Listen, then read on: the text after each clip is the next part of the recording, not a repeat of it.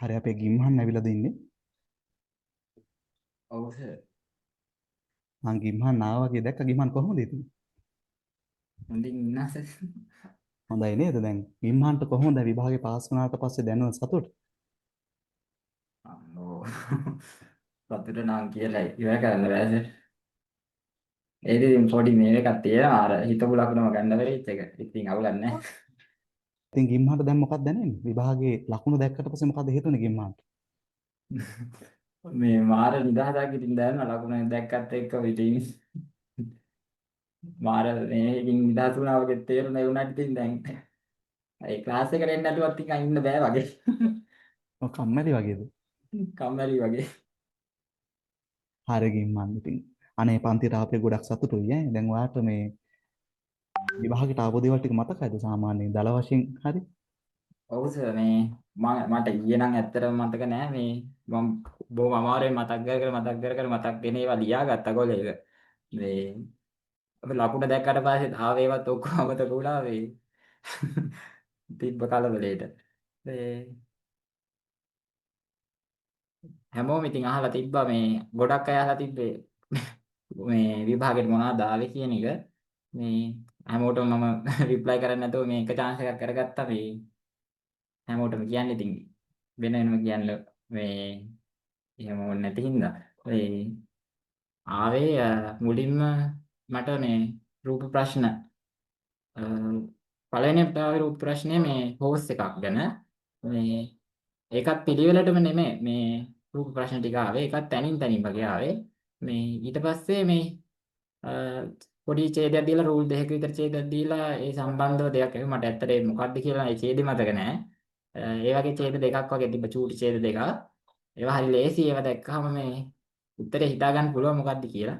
මේ ආයේ ඒ පිටටම ආපහු ආවා රූප ප්‍රශ්නයක් මේ ඇස් කණ්ණාඩි පළඳින එකක්.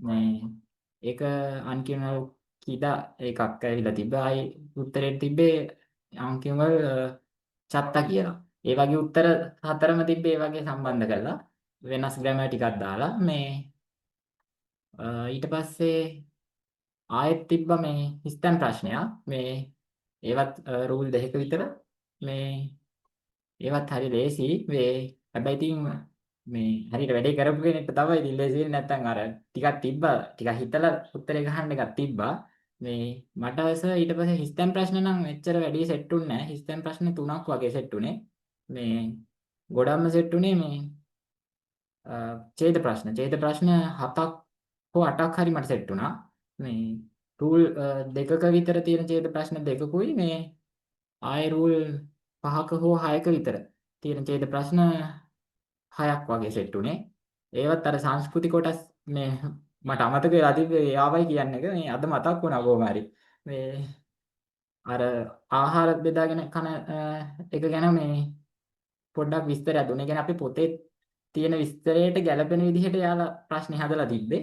අර පොතේ තියෙන එකමත් නෙමේ. මේ ඒ දේවල් දාලා මේ ටිකක් ක්‍රියේටිව් විදිහට ප්‍රශ්නේ තිබ්බේ. මේ ඒ ආහාර බෙදාගෙන කන එක ගැන එතකොට අර බත්ුයි සුප් එහෙම මේ තනියම කනවා මේ අර මේ ව්‍යංජන වෙනම කරන ඒ වගේ තිබ්බ ටික මේ පොතේ තිබ්බ විදිහටම තිබ්බා මේ හැබැයි මේ වෙනස් විදිහට ස්ටෝරි එක තිබ්බ ඇතුලේ මේ ඒකේ ඊට පස්සේ ගැළපෙන උත්තරේ හොයන්න තිබ්බා මේ ඡේදේ කියවලා ප්‍රශ්න හතරම කියවලා මේ ප්‍රශ්නේ කියවලා උත්තර හතර මේ බලන්න තිබ්බේ ඊට පස්සේ මේ ප්‍රවාහන කාඩ්පතක් ගැන තිබ්බා මේ ඒක රීචාර්ජ් කරන විදිහක් ගැන කියලා මේ ඊට පස්සේ ඒක නම් අපිට ප්‍රශ්න පත්‍රයේ කරලම තිබ්බ එක මේ ඒ විදිහට දාලා ඒකේ මොකක් ගැනද කියන්නේ කියලා තෝරන්න තිබ්බේ. ඒකත් පොඩ්ඩක් එතන සංසන්දනයක් කරන්න තිබ්බා මේ උත්තර හතරේ.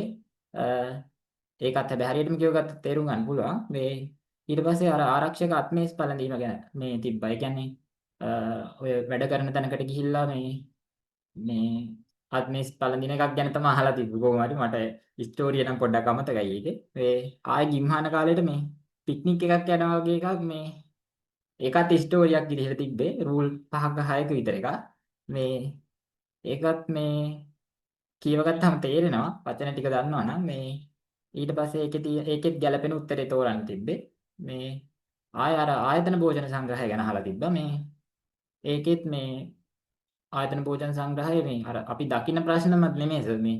ඒකෙත් අර ටිකක් තිබ්බා. මේ අපි නොදකපු සයිඩ් එකකින් තමයි මේ ප්‍රශ්න ටිකක් ක්‍රියේට් වෙලා තියෙන්නේ මේ. ඒ වුණාට ඉතින් කියවගත්තොත් අපිට අනිවාර්යෙන් මේක පුළුවන්. ආයේ ආයේ තිබ්බා මේ ආහාර ගැනීමක් සම්බන්ධව පොඩි ඡේදයක්. ඒක මොකක් ගැනද කියලා තිබ්බේ. එතකොට අර ශික්ෂා කියන එක තමයි තෝරන්න තිබ්බේ. මේ ඊට පස්සේ ප්‍රස්තාර දෙකක් ආවා. මේ ප්‍රස්තාර දෙකේ මේ කජම් මන්ත එකයි 2.0 කජම් මන්ත එකයි. ඒ දෙක නම් දැක්ක ගමන් ගන්න පුළුවන්.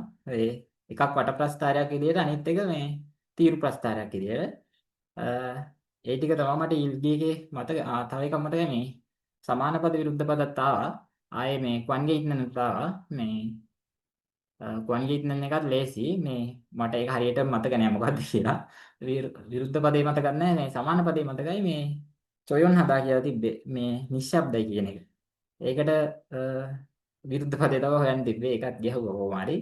ඒ ඉල්ගිය ගණන් ගේමක්ම තිබ්බේ නෑ. මේ ඊට පස්සේ ලිස්නින් එකට ගියාමත් මුල් ටික හරිම ලේසි මේ. අර ඇහෙන එක තෝරන්න වගේ ප්‍රශ්න 4ක් 5ක් විතර තිබ්බා. මේ ඊට පස්සේ කම්බි කපන රූපයක් කම්බිත් නෙමෙයි මේ වයර් කපන රූපයක්. මේ වයර් කපන එකක් දාලා ඒක මේ මොකක් ගැනද තිබ්බේ කියලා තිබ්බා. මේ ඒකත් අර ඇහෙන එකකින් තමයි තෝරන්න තිබ්බේ. මේ මොකක් ගැනද තියෙන්නේ කියලා. මේ ඊට පස්සේ අර සම්වාද වලට එද්දි මේ තිබ්බේ විවාහ උත්සවයක් ගැන. මේ විවාහ උත්සවයක් අර මේ මනමාලේ අර පේපෙක් එක කරන්දි මේක කරන්නේ අන්න ඔය වගේ විස්තරයක් දීලා තිබුණා. මට ඇත්තටම ප්‍රශ්නේ මතක නෑ මොකක්ද කියලා. මේ ඔය වගේ එකක් තමයි තිබ්බේ. මේ ඒකත් මේ අහන් ඉද්දි මේ තේරෙනවා මොකක් ගැනද කියන්නේ කියලා. එතකොට ඒ උත්තරේ තෝරන්න තිබ්බේ. ආයේ මේ ගණන ඒකක වලින් ආව මේ මිදිවලු 7ක් දීලා තිබ්බා. ඒකේ මේ හරි එක තෝරන්න තිබ්බේ. ඒකත් හරිම ලේසි. ඒක ඇහෙනවා. මේ ඒ වගේම ආයේ අර හිස්සසුම් බලදින මේ පොඩි එකක් ආවා. ඒකත් අවසානම ප්‍රශ්නෙට ඒක නම් තිබ්බේ. මට මේ කොමාරි වැරදුනේ අර මේ අර සම්වාද දෙන්නේ මේ කානාතර දෙබස යෝජනම් අතර දෙබසෙදි මේ ඒක හරියට ප්‍රශ්නෙත් ඇහුණා. මේ අර එකපාරම උත්තරේ ප්‍රශ්නේ දෙපාරම කියන නිසා මේ හරියටම පිළිවෙල මොකක්ද කියලා හිතා ගන්නකොට කීවෙනියටද මේක කිව්වේ කියලා. මේ අන්න එහෙම ප්‍රශ්නයක් ඇවිල්ලා මට එකක් මේ එක ප්‍රශ්නයක් ගියා වගේ තේරුණා. ඉතින් මම ඒක පොඩ්ඩක් අවුල් ගියා. මට ඒක තේරුණේ ඉන්නේ. ඊට පස්සේ දෙවෙනි එකට යනකොට අරක ගැනත් හිත තමයි මේ කොහොම හරි අනිත් ප්‍රශ්නෙත් ඇහුවා. ඊට පස්සේ ඒකත් කොහොම හරි වැරදුනා කියලා තේරුණා. ඊට පස්සේ පොඩ්ඩක් හිටියා. ඉතින් මේ ඊළඟ එක නම් වරද්ද ගන්න බෑ කියලා. මේ ඒ වුණාට ඒකත් කොහොම හරි වැරදුනා. ඊට පස්සේ අවසානයේ කොහොම හරි හරියට ගහගත්තා. මේ මට තේරුණා ඉතින් ඒ වැරදුනා තමයි කියලා. ඉතින් හයි මේ සංවාද ඒ කියන්නේ ලිස්නින් එකේදී කොහොමත් ආයි අපිට උත්තර මේ ආපහු අහන්නත් බෑ. ඒ ඇහෙන වෙලාවෙන් තෝරගන්න එක තමයි.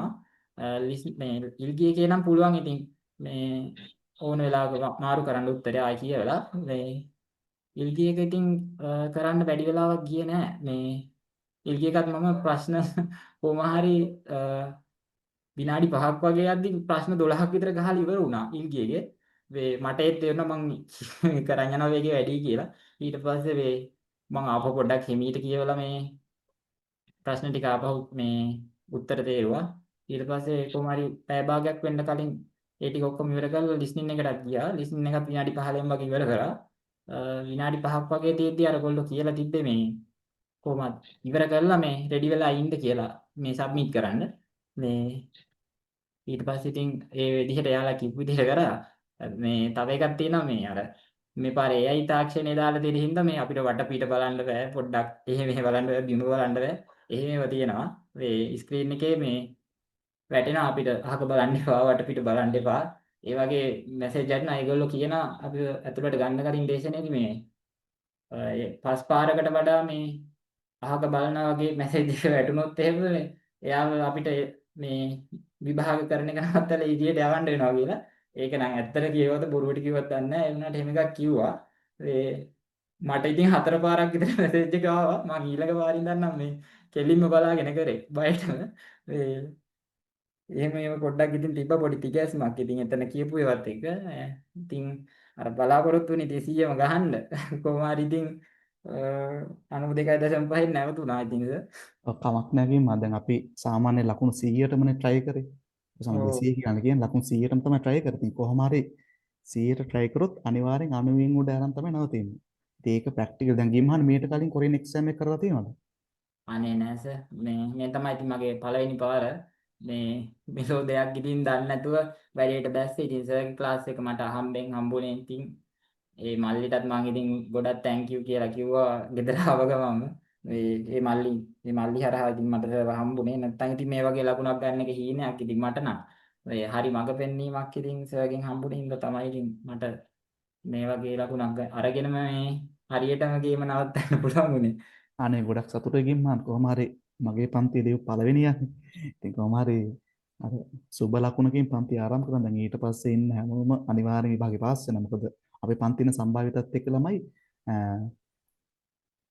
ගිය අවුරුද්දෙත් එහෙම ඉතින් අපි 100%ක් විභාගේ පාස් වුණානේ ගොඩක් අය. ඉතින් ඒ වගේ මේ පන්තියෙත් 2025 පන්තියෙත් දැන් අපි සිලබස් එකේ පාඩම් හිටත් ඉවරයි. ඉතින් අවශ්‍ය කොටස් හැමදේම ඉවරයි. පේපර් 50කට යම් කරලා ඉවරයි. ඉතින් පාස් වෙන්න ඕනේ අනිවාර්යයෙන්. ඉතින් පාස් නොවුනොත් තමයි පොදුවේ ළමයි. ඉතින් ගිම්හන් ගොඩක් අනිවාර්යෙන්ම සර් ස්තුතියි. මේ අපේ පන්තියේ ළමයි නම් කොහොමත් මේ අනිවාර්යෙන් හොඳ ලකුණක් දානවා. එතන මම ඉතින් S2ටම දැක්කා අනිත් ළමයි ගත්ත ලකුණ දෙන්නෙක්ගේ දැක්කා. මොකද අර ඉස්සරහින් ඉන්න එක පේන්නේ නැහැ කවර වෙලා හින්දා. මේ ඉතින් එහෙම බලද්දි ඉතින් ඇත්තටම අපේ පන්තියේ ඉන්න ළමයිගේ අපේ ඉන්න කට්ටියගේ ලකුණුත් එක්ක දැක්කම මට අනිවාර්යෙන් හිතුණා අපේ කට්ටිය හොඳ ලකුණක් ගන්නවා අපේ පන්තියේ කට්ටිය කියන. ඒක අනිවාර්යෙන් ෂුවර් ඉතින් හැමෝම හොඳ ලකුණක් දාන්න ඕනේ. මට වඩා ලකුණක් ගන්න හැමෝම.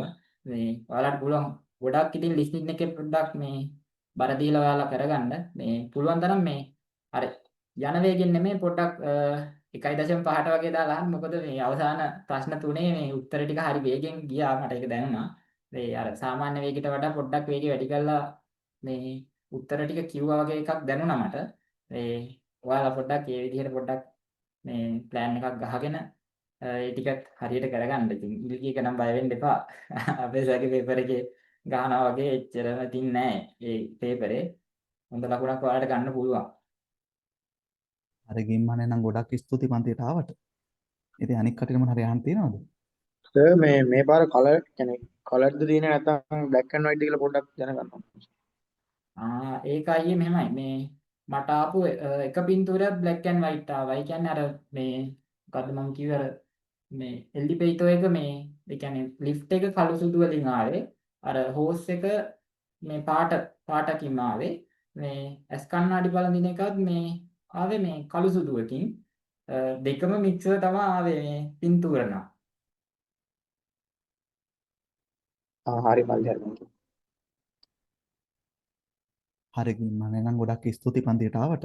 ඉතින් ඉස්සරහටත් පන්තියේ ළමයිට සපෝට් එකක් දෙමු ඈ. ඉතින් අපි පාස් වෙන හැම ළමයින්ම පන්තියේ හැමෝටම සපෝට් එකක් දෙමු. කොහොම හරි හැමෝම පාස් වෙන්න ඕන පන්තිය තුල ඉන්න. ගිම්හන් නම් ගොඩක් ස්තුතියි ඈ. අනේ හරි සර් ගොඩක් thank you.